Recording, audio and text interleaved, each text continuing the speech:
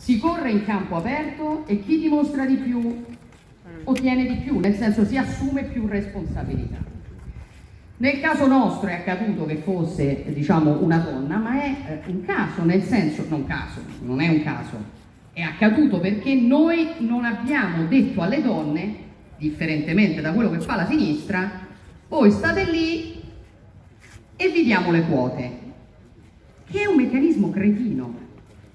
Cioè io sono rimasta molto colpita quando ho sentito Renzi dire che Italia Viva, mai nome fu più azzeccato, era un partito femminista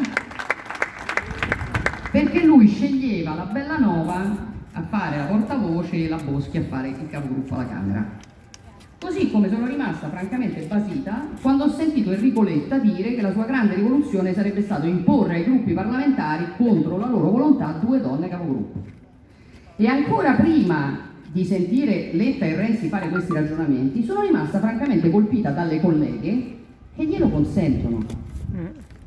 Perché se vuoi la parità non devi permettere che il capo ti imponga. Se vuoi la parità devi dimostrare che sei quello che può dare di più e i tuoi colleghi ti devono votare banalmente perché è l'unica possibilità che hanno o la possibilità migliore che hanno.